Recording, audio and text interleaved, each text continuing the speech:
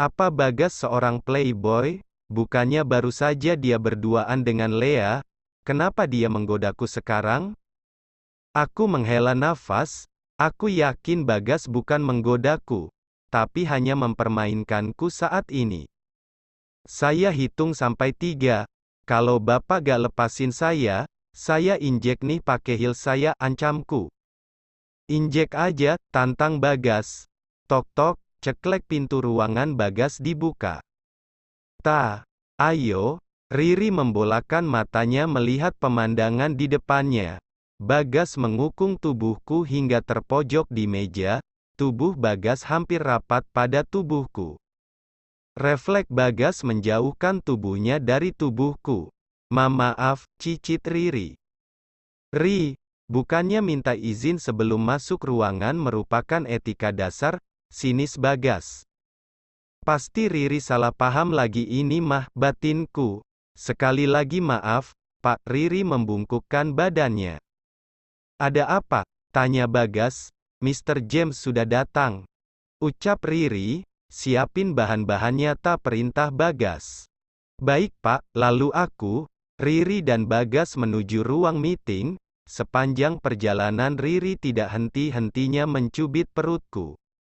Gak usah mikir macem-macem, bisikku pada Riri. Gue cuman mikir satu macam, keke Riri. Meeting berjalan lancar. Kontrak kerja sama langsung ditandatangani oleh Mr. James dan Pak Johan. Produk dengan label Abimanyu resmi dipasarkan oleh perusahaan Aloha di Eropa. Mr. James memesan 3.000 pieces untuk batch pertama dengan deadline bulan depan. Produk akan dikirim dicicil setiap minggunya. Kerja bagus, nak, ucap Pak Johan sambil menepuk-nepuk pundak Bagas. Terlihat jelas Pak Johan sangat bangga pada Bagas. Malam ini kita akan makan malam bersama, ucap Pak Johan. Yeay, ucap para karyawan yang menghadiri meeting. Riri, segera reservasi tempatnya, perintah Pak Johan. Baik Pak, ucap Riri. Pak Johan tidak main-main dengan ucapannya. Malam ini seluruh karyawan Abimanyu Group makan malam di sebuah restoran mewah. Menurut informasi dari cabang-cabang perusahaan Abimanyu Group, mereka juga mengadakan makan malam di daerah masing-masing.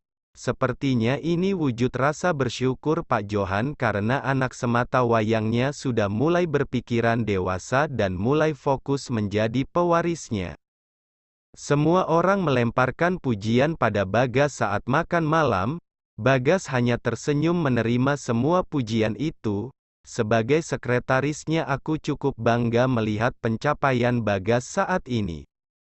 Dari tadi liatin Pak Bagas mulu, naksir ya, goda Riri.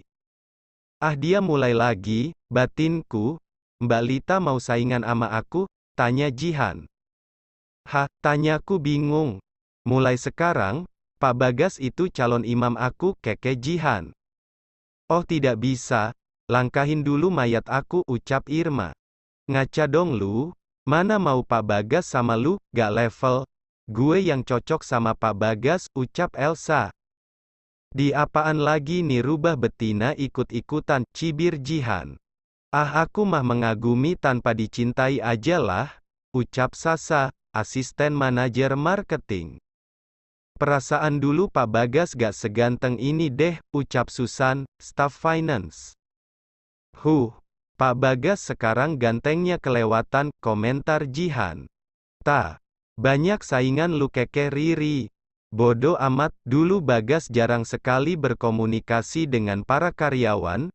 Biasanya dia hanya mengurung diri di ruangan atau di kamar. Bagas juga jarang muncul dalam meeting rutin maupun evaluasi. Para karyawan hanya bisa melihat Bagas saat masuk kerja, pergi makan siang dan pulang kerja. Sedangkan sekarang Bagas tiba-tiba berhasil mendobrak pasar Eropa dengan ide briliannya. Saat mengerjakan proyek ini, Bagas mulai sering berkomunikasi dengan para karyawan, terutama di bagian marketing, keuangan dan operasional. Bagas menjadi idola baru sekarang. Semua karyawan berlomba-lomba untuk menarik simpati dari Bagas. "Ta, ayo pulang," ajak Bagas saat acara makan malam selesai. "Silahkan Pak, saya mau pulang sama Riri," tolakku halus. "Ya udah, bareng aja," ucap Bagas. Riri tersenyum menggodaku.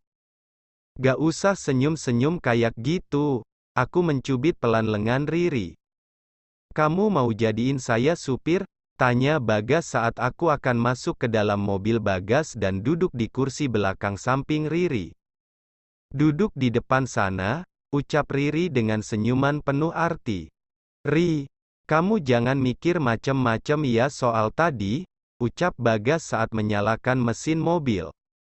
"Iya Pak," cicit Riri. "Soalnya si Lita kelihatan kesel banget kamu salah paham mulu," cerocos Bagas. "Iya Pak, saya gak salah paham kok," kekeh Riri. "Saya sebenarnya sedikit tersinggung sih. Lihat si Lita keselnya ampe kayak gitu," sinis Bagas sambil melirik ke arahku. "Saya cuman gak mau ada gosip yang enggak-enggak," cicitku. "Emangnya kamu ember, Ri?" tanya Bagas. "Enggak kok Pak," jawab Riri. "Palsu banget," makiku dalam hati. "Bagus kalau gitu," ucap Bagas. Setelah mengucapkan terima kasih pada Bagas karena sudah mengantarkan kami, aku langsung mandi dan masuk ke dalam kamar. Aku sangat malas meladeni Riri yang terus saja menggodaku. "Ta, Riri masuk ke dalam kamarku. "Apaan sih Ri? Gue ngantuk," ucapku malas. Baru jam 10. Biasanya kalau besok libur lu ngalong nonton drakor," cibir Riri. "Ada apa?" tanyaku. "Udah cek email belum?" tanya Riri. "Kenapa emang?" "Itu, Pak Susanto dari Mulia Group meninggal barusan." "Innalillahi, besok kudu ngelayat dong kita." "Iya, Pak Johan ngajak elu sama gue buat nemenin dia ngelayat besok." "Jam berapa?" 9 pagi, janjian di kantor." "Alhamdulillah gak nyubuh," kekehku. Lu belum jawab pertanyaan gue. Tadi ngapain bos Bagas mepet-mepet elu?" Riri masih setia menggodaku. "Gak tahu, dia cuman ngolok-ngolok gue deh kayaknya," jawabku asal.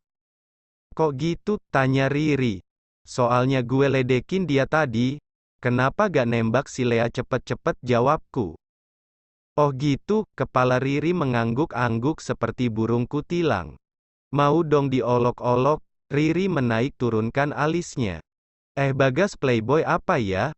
Kan baru aja dia berduaan sama si Lea. Tapi mepet-mepet gue abis itu," kesalku. "Cemburu?" tanya Riri. "Gak gitu Ri. Ya gue juga ketar-ketirlah dipepet kayak gitu." Aku mencebikkan bibirku. "Itu karena lu jomblo kelamaan, Maemunah." Riri mencubit pipiku. "Apa hubungannya?" "Marimar," aku melepaskan cubitan Riri.